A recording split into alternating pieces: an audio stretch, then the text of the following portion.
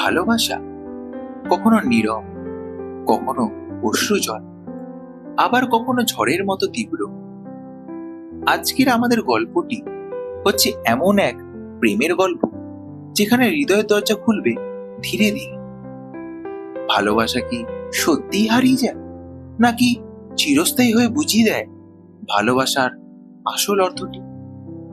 ব্রেনসনিয়ারের নিবেদনে আজকে শুনবেন এমন এক দম্পতির গল্প যারা এত বছর পথ একসঙ্গে চলার পরেও একে অপরকে ভালোবেসে গেছে চিরন্তন, যা খুলে দেবে আপনাদেরও মনের বন্ধ হয়ে যাওয়া সব দুয়ার।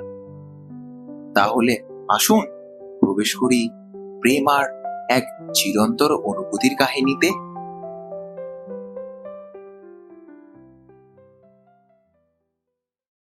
বসন্তের শেষে কালবৈশাখী আবহাওয়াচ্ছন্ন এক পড়ন্ত দুপুরে দীপাঞ্জন তার দুপুরের খাওয়া শেষ করে তার বারান্দায় থাকা সোফাতে এসে বসলো।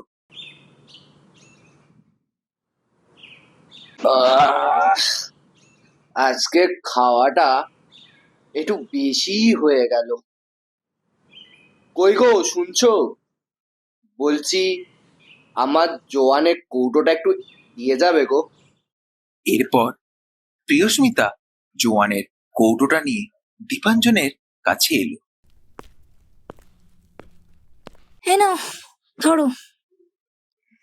তা আজ হঠাৎ ভর দুপুরে ঘরে না গিয়ে এইখানে বসলে যে?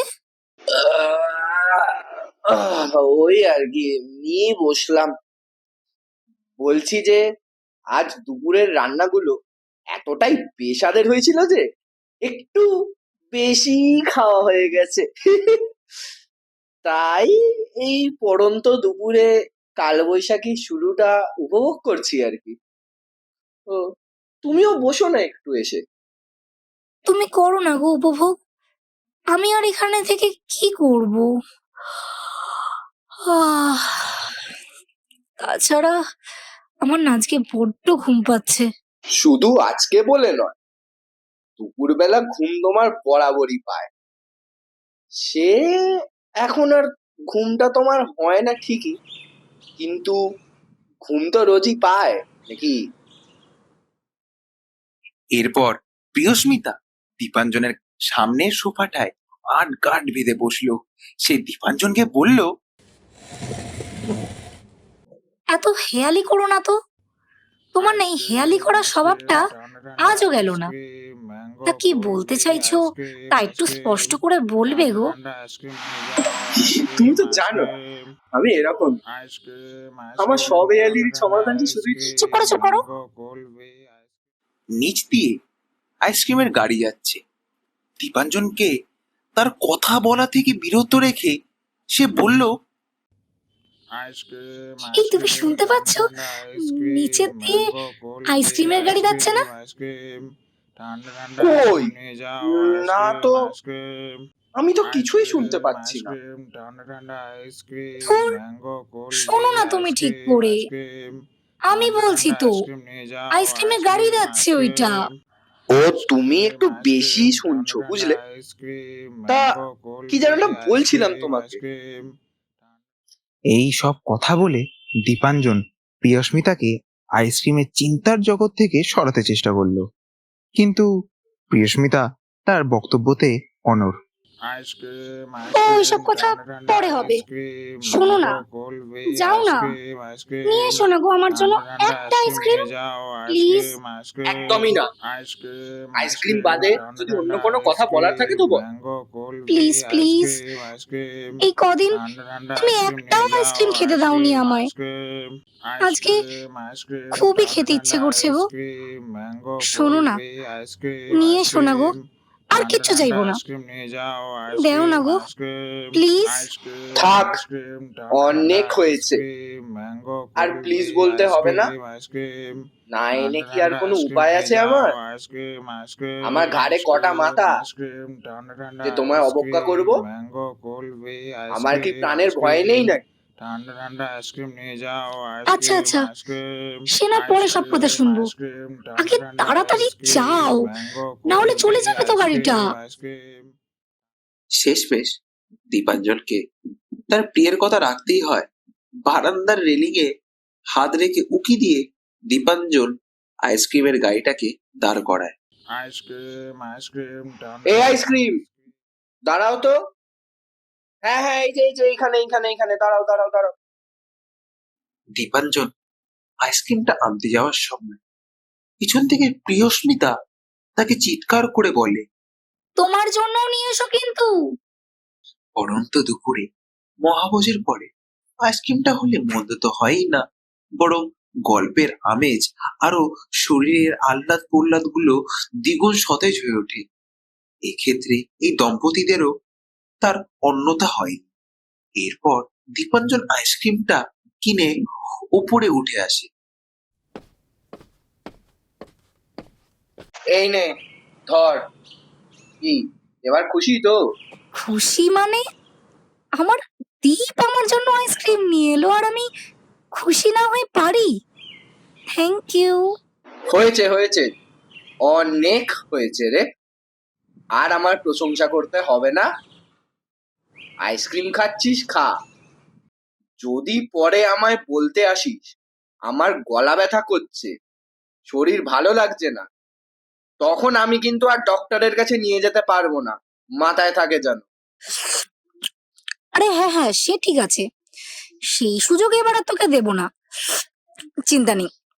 আর তাছাড়া একটা আইসক্রিম খেলে আমার গলা ধরবে না রে। ও আমি জল ঠিক খেয়ে নেবো। এই কথাটা মনে রাখলেই হলো। এইভাবেই আইসক্রিম খেতে খেতে চলতে থাকে তাদের কথোপকথন। এরপর শুরু হয় তাদের আজকের প্রেমের দ্বিতীয় অধ্যায়। এবার তারা হঠাৎই ফিরে গেল তাদের পুরনো দিনের স্মৃতিগুলোতে। দীপাঞ্জন বলতে থাকে, আচ্ছা, তো মনে আছে ওই দুপুরটা এরকমই সময় ছিল না? কোন দুপুর বলো তো? এ কি, তুমি ভুলে গেলে? যেখান দিয়ে প্রথম তুমি আমায়, ওই কি যেন একটা, ঠিক মনে পড়ছে না। হুম, আমি তোমায় নাকি তুমি আমায়? হ্যাঁ,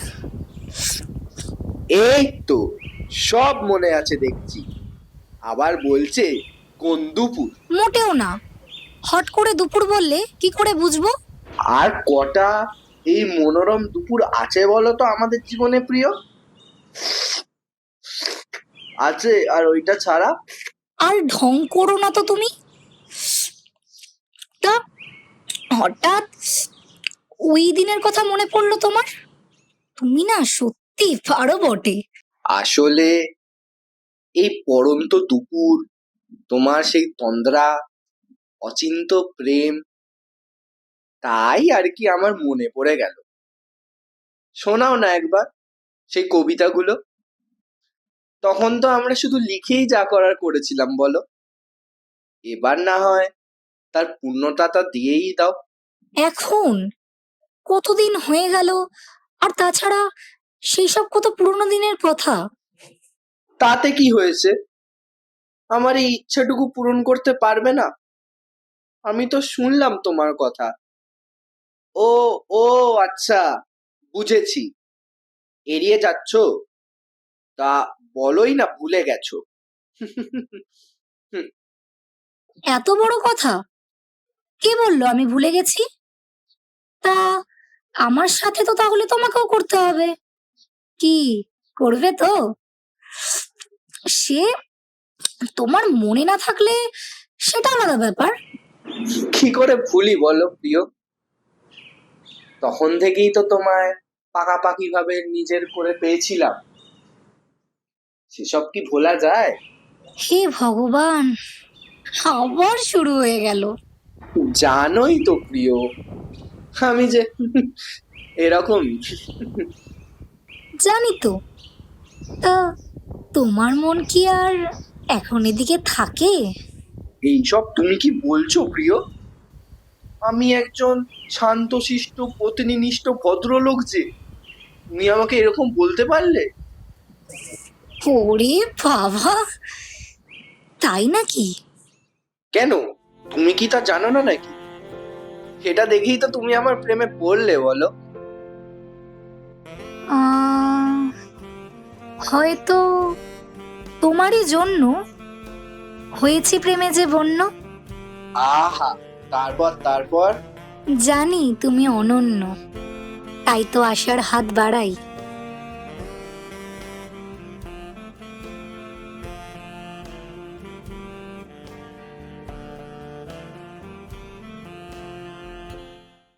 ভাবতে একটু অবাক লাগলেও হ্যাঁ, এটাই সত্যি। ওদের দুজনের ভালোবাসার শুরুটা ঠিক সবার মতন প্রেম নিবেদন করে না, অত্যন্ত সাধারণভাবে মনের কথা প্রকাশ করে পূর্ণতা পেয়েছে। সময়টা ছিল ঠিক এপ্রিলের প্রায় শেষের দিকে। কোনো এক ছুটির দিনে কালবৈশাখী আবহাওয়াচ্ছন্ন পড়ন্ত দুপুরবেলায় দুজনের এই কথোপকথন হচ্ছিল আমাদের সবার কমন চ্যাটিং প্লেস হোয়াটসঅ্যাপে। তখন তারা কলেজের থার্ড ইয়ারে একই সাথে একই স্ট্রিম নিয়ে পড়তো, তাই প্রতিদিন এদের কোনো না কোনো বিষয়ে আড্ডা লেগেই থাকতো। কিন্তু সেই দিনটা ছিল তাদের হৃদয় মিলনের দিন। কে জানে, হয়তো ভাগ্যের জন্যই তাদের এই প্রকাশের 2 বছর সময় লেগে গেছিল। বরাবরই প্রিয়স্মিতার দুপুরবেলায় একটু ঘুম পায়, আর সেই তন্দ্রার জন্যই হয়তো খুলে গিয়েছিল ওদের মনের বন্ধ হয়ে যাওয়া সব দুয়ার। তাই হয়তো তারা হয়ে উঠেছিল দুজন দুজনের মন দুয়ারি। নে, এবার শুরু কর। আমি শুরু করব না তুই? এরপর দীপাঞ্জনার প্রিয়স্মিতা প্রস্তুত হয় তাদের সেই লেখাগুলোকে জীবন্ত করে তুলতে। কিরে, কি করছিস? ও, আবার আমার মাথা খেতে চলে এলি? খেলা করছি রে। কার সাথে রে? কে সেই সৌভাগ্যবান ব্যক্তি? তোকে বলবো কেন? আচ্ছা শোন, আমার না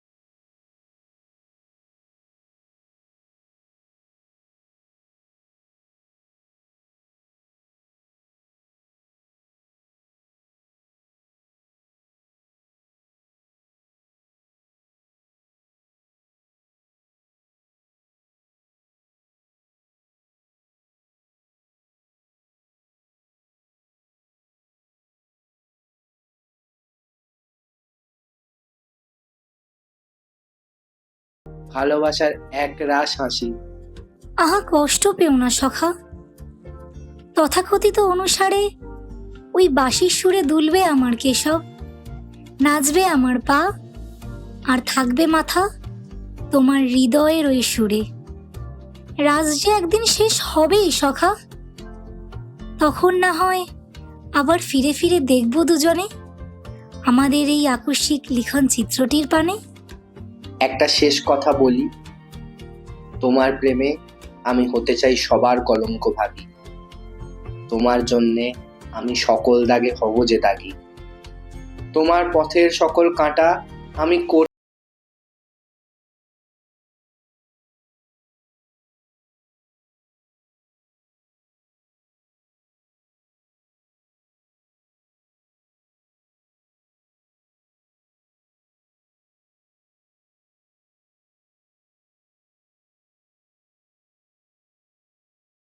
তখন কি আর অন্য উপায় আছে? তবে শোনো আমার উত্তর। হ্যাঁ, আমিও ভালোবাসি তোমাকে। শক্ত করে ধরে রেখো এই হাত, দিও না কোনোদিন ছেড়ে। নিলাম তোমায় আমি আপন করে, ভালোবেসে কাছে টেনে।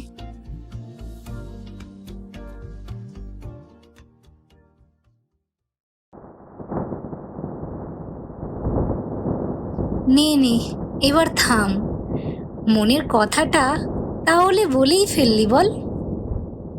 পুরো মনটাতে যে শুধু তুইই ছিলি, না বলে কি করে থাকতাম বল? কে বলবে?